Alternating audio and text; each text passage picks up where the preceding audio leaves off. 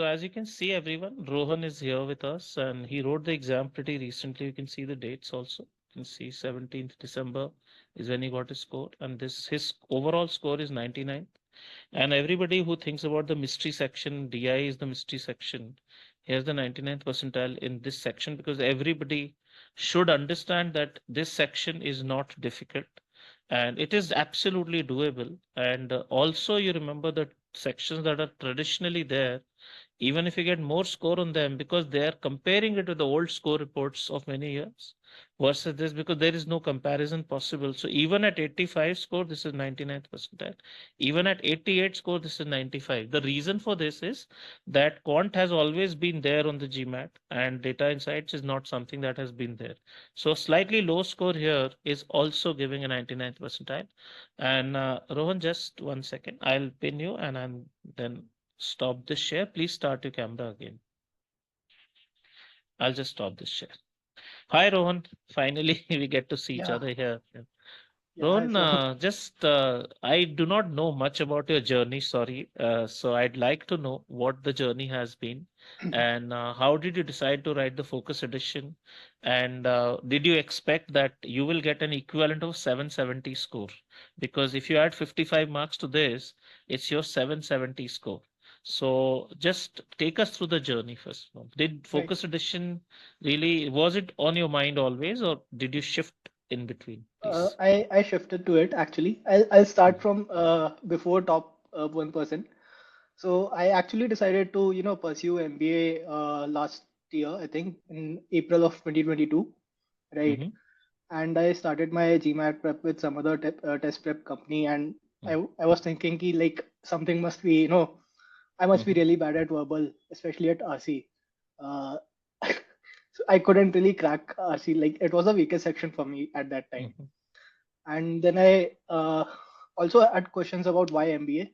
Mhm. So I started to also pursue CFA, right? Mhm. Uh, so that is when I like stopped with GMAT Okay. and started with that, right?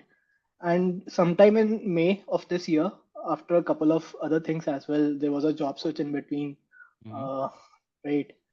I actually a friend suggested me to start with top 1%, right? Mhm. Uh, so I started in the May batch, right? May 6th batch for the GMAT Classic, Mm. right? At that time, I gave my exam somewhere around mid-August and scored a 740, right? Okay.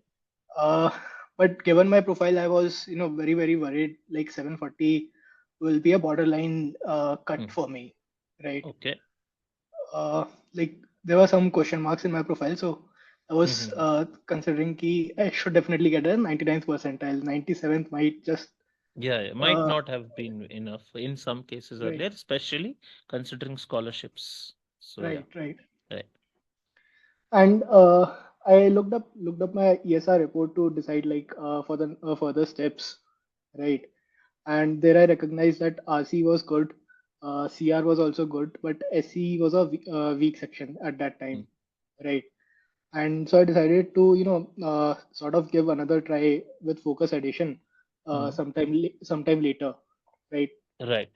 First of all, I needed a break at that time because it had been a very long journey, like a Mhm. very intense journey for the last year, and through a couple of things, right? So I took Yeah. a month-long break, Mhm. and then simultaneously started with the applications, and then uh, uh, started devoting some time to uh, Mhm. GMAT as well, right? Right. Again, Right. so I think for me, at that time, I started devoting 1 to 2 hours each day, not more than that, because right now my focus was applications, Right. right? Uh, so I did more intensive studies, during the last 2 weeks, just before the exam, right? Okay. Uh, and I finished the 700 to 800 level sheets for RC and CR, Mhm. and also did 2 3 LSAT papers, right? Uh, Right. Right. so in the end, I think my RC section is 100% correct. With Oh, wow, that's great, Rohan. You should Yeah, please do share the extensive score reports of yours, like all of them combined. It'll be yeah, awesome to yeah, have it. Yeah. right. Yeah, actually, I did find one difference between GMAT Classic and GMAT Focus, Yeah. right? So difference is time management might be a little trickier in Focus Edition, especially in the I've been data hearing insights, this always since the very right? beginning that people started taking it last month. So the same constant feedback, time management is more tricky. Yes. So just elaborate on it, please. The more Yeah, information, the better at this stage. Yes, please. right. I'll go by section by section. First of all, let me just go through data insights on this one, Mhm. right? Data insights is definitely more constrained if you see by the numbers itself. Uh, Previously, you had 12 questions in 30 minutes, right? That gives Right. you roughly 2.5 minutes. And now you have 20 questions in 45 minutes. That leaves you with, I think, 2 minutes, 15 seconds, Yeah. right? Something much less. So Yes. yeah, and some of the like the most time-consuming parts of the data insights question is the multi-part questions, right? When you Yeah. have three Multi-source tabular, reasoning. yeah, multi-source reasoning. That is where the time management gets shaky, because uh, you're not very sure ki where you have to look, Hmm. right? You read the question first. That is the strategy that I adopted at the end. First of all, read the question and then try to figure out which section you might want to go to, right? Right. So sometimes I figured like one or two questions are generally from one particular tab, right? Generally, they have four questions for one multi-sourcing Yeah. Yeah. data, right? Hmm. And one or two questions would be just focusing From on one singular tab. In fact, tabs, there are many questions that we've seen in the official content. Only one tab, and all the questions are from one tab only. So yeah, I right? think from Right. that. Yeah. So that is the strategy that I adopted in the end, right? Uh, Hmm. but for like DI, it was not really big of a challenge for me, like given my engineering background. So I was pretty comfortable with the accuracy part. It's just that I had to But focus on time management. right. Were you eventually able to finish all the 20 questions in DI Uh, or no? no. I was able to finish, I think, 18 questions, Mhm. uh, and I think 16 were correct. Okay. Rohan, But one important thing here, sorry to interrupt right, here, yeah. but do you think data sufficiency questions these days are also taking so much time because they are longer in reading and word, or is it that basic algebra, you can just guess the answer? What is happening? I wouldn't say they're taking anything longer, at least not for Okay, me, okay, right? okay. Uh, not specifically data insight, data sufficiency. Uh, for me, it was the multi-sourcing things that were taking Right. time, Mhm, right? So that is what I had to manage well, mhm. right? Uh, and for the practice of data insights, I just went through the uh, IR PDFs that you had shared earlier, Yeah, yeah. just practice the official mocks, like and Right, right. see where I'm going wrong. Uh, Try to uh, solve in a most Mhm. efficient way, right after the exam. Right, right. So that is what I did for data insights, So and only unusual thing is the pacing part in the multi-source reasoning. Apart from that, yes, all basic stuff, usual yes, practice. yes, And we had anyway given you lots of content. Even for the classic edition, we had given you a lot. And right. obviously now we give a lot more, but still. Take us through all the sections one by one, then quant and verbal as well Right. this time. Next, I would go to quant. Mm. Something weird I observed in quant, even during the mocks and the actual exam. Some of the questions you would be able to solve in less than a minute. I would say like starting 7, 8 questions, you would definitely be able to solve in less than a minute, or maybe Mm. a minute and 15 seconds. And then 2, 3 questions would just strike like they would take you 6 minutes or even longer, right? So there are spikes in difficulty level. That is what I observed, both in Mm. the mocks and in the real exam. Right. Uh, but I think I was able to manage time well in the initial questions, so I was okay with spending a little more time on few of the questions, right? Okay. But yeah, that did uh, mean I was not able to finish the last question. Oh, even in the quant section, that means. Right, right. because And is three it que- because is it because you didn't manage well, or you feel genuinely would have fallen short of time with every strategy? Was it just too uh, lengthy or something? right. So I would say I didn't practice quant a lot, right? Uh, there are definitely difficulty spikes in three questions that Mm-hmm. I could clearly observe, right? I think one took me 6 minutes, another took me 6.5 minutes, and third one took me 5 minutes, right? Okay. So a significant time went there in just three questions. Although I did get all three of them correct, right? Did you But not use the review thing or but the no, new no, feature? I could not. But I'll come to that thing. Yeah, There's yeah, one please do. tricky thing there. Yeah. Uh, so yeah, I if I in the hindsight, if I think like maybe I practice a little more on the quant section as well, time management Mm. would have been better, right? Okay, okay. Maybe even save a couple of minutes there. Mhm. It's not really that difficult. What It's was your just that previous quant score, by the way, when you got 740 in the classic edition? Q40, sorry, Fif- Q50. 50, which Yeah. means you were very good at it, and that is why I thought that, okay, let me this time not bother too much. Yeah, yeah. Okay, okay. Even then, like I didn't practice too much after the classes. During the Mm, classes, I definitely completed the pre-work, right? mm. But after the classes, I did took a couple of tests on the portal, but not a very extensive practice as in verbal, Yeah, right? okay, okay. Yeah, describe the other section as well, verbal now. Yeah. Yes. So verbal, I think uh, there's a very clear reason why time management might be difficult. Mm, Earlier, there were 36 questions and 65 minutes, right? Out mm, of which I think 13 or 12 questions were from SC. mm. And assuming that you take 1 minute, 10 seconds at the max per question, that gives you about 16 minutes, Yeah, yeah. right? So you clearly have 4 minutes short for Mm, the RC and CR, right. right? So that is why you can clearly see like verbal might be a like difficult to manage section. But Mm, fortunately, I was able to complete verbal, right? mm. Uh, Did you right. get four passages? Did you get three passages? Were the So passages longer that than that usual? What was it like? Yes. that thing hasn't changed. There are four passages. Mm-hmm. One passage is usually longer than the rest of the three, Mm, uh, right? And the only thing that changes is sometimes there are 13 questions from RC or 14, mm, mm. and Okay, okay. correspondingly the CR changes, Right, right? right. But So, Rohan, one difficulty, thing that definitely stands out is that people should do extensive practice, time management, LSAT papers, and also practice for Quant and DI as well, so that right? nothing is missed out on the time management front. So that's a very clear insight. Yeah, Right. please So go ahead. one more thing I would say is for quant and DI, you don't need to do very separate practice, right? Mm, If you are good at one section, you just need to improve on the time management for the other. I'm sure if you are right, good on quant, then you'll definitely be good on accuracy part and DI, right, right. right? Mhm. So You were talking just about you'll the review section also that you'll come to yeah. later. Just let us So know everything about the exam experience, everything. Yeah.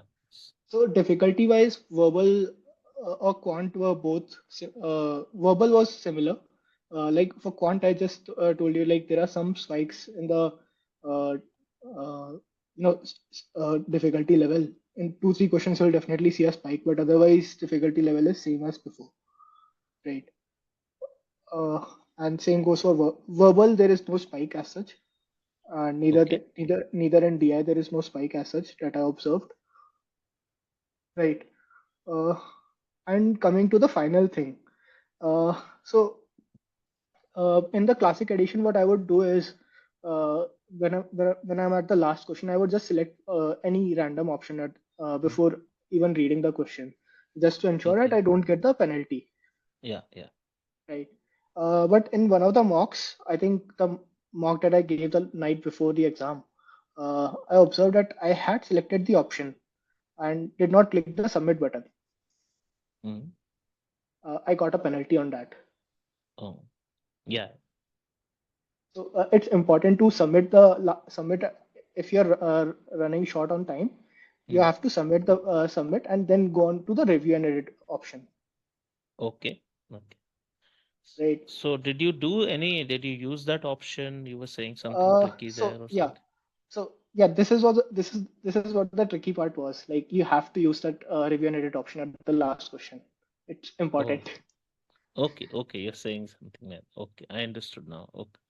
And Right, overall, which was your weakest area? You kind of told me RC was your weakest area probably in when you joined. And right. Yeah, yeah. RC was definitely my weakest area at that time, and fortunately, following the Octave strategy, Mm. made it the strongest section. Because your accuracy is 100% there, not even just 100 percentile. So really, really awesome. Yeah, So, Rohan, people who are directly preparing for the focus edition, what should they take care of? And what would be some of your tips? What you should not do? Did you think you prolonged your preparation? Did you think that, you compressed it? Just give me an idea, like what they should do and should not do who are preparing for the focus edition straight away. Yeah. right. So one thing is like do not take breaks. Like not even a 1 day break in your prep. 1 day break means like two more days of slow prep. uh, if you are having a bad day, like you may do just 1 hour or 2 hours study, just open something, right? Maybe it would be a less efficient day, but do something. Taking a complete break puts the next few days at risk as well, Okay. right? So don't take Uh, breaks. One. Yeah. Right. So another thing was having taken a break myself between the classic and focus. That is, I would say, one reason I had to prolong my prep. Otherwise, it could have been done in a much shorter time, right? Okay. Uh, Hmm. but yes, another do and don'ts for the another do for the focus edition would be to uh, not take the uh, time management in quant or DI lightly, even if you are from an engineering background, Yeah. right? So, I mean, it can happen with the best of us that we feel that this is in my pocket. I mean, this section I don't have to worry about. I'm Yeah, fast with it. So, yeah, okay, you shouldn't yes, assume any of those things. Keep practicing. This is something that I've been telling always. Always I've been saying, but still, I mean, sometimes when you're naturally good at something, it can happen. Anything else right. in do's or don'ts? Let me know. Uh, so like another don't would be actually I've been getting a couple of messages on LinkedIn as well, and people keep asking me, did you follow any other prep material? I would always say strictly no. Just uh, trust you completely, and just follow your guidelines. I think Right. that's the best thing to do and not to do, right? Right. And And another thing, what yeah. should they not do, probably? I mean, one is that you should be regular. So obviously you should not be regular. All of that is fine. Any other thing that you'd suggest? Uh, Another thing I would suggest is to not to skip the pre-work, especially for verbal. Mm, You just can't afford that, right? You'll miss the entire class. At I had to miss the pre-work for one class in the beginning because of a uh, job interview that week. Uh, mm. but uh, but you just cannot afford that. Yeah, At because the class at becomes meaningless if you have not done the work. So you're right, part of the right, live batch. Yes, yes. right. Uh, All right. and yeah, one more thing that did Mm-hmm. help me was, this is especially for people with, discipline issues, uh, is to keep a timesheet, like how much hours did you study that day, Mm. and how much did you waste, right? It just gives you Okay. a motivation to, do better next day, All right. and plan that next day, like the things you have to achieve next day in terms of the prep, right? So that's another do. And uh, yeah, I think that would be it, I guess. Right. So, Rohan, now that you're done and gotten a 99th percentile, and obviously the two scores are never comparable, so that is a separate point.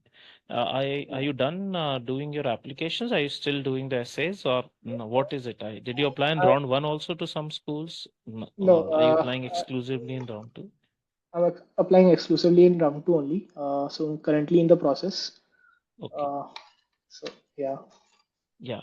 So I don't know whether you're taking Authry's consultation or not, but if you need, you please reach out to him once at least. Just sure, talk to sure. him as well. Right, right. All right, Rohan, and very, very happy that this finally happened. And I know after 97th percentile, many people wouldn't even want to rewrite at 740 with a Yeah, Q50. You probably did not need a chance, but great to see the spirit that you really went ahead and smashed it this time. And yeah, 99th percentile in the section that has been added at the behest of business schools is the DI section has been added because B schools had been insisting about this. So I yeah. think this gives you a much, much better chance. All the very best and keep in touch then. Bye bye. Thank you, sir. Right. Bye bye. Bye. Yeah.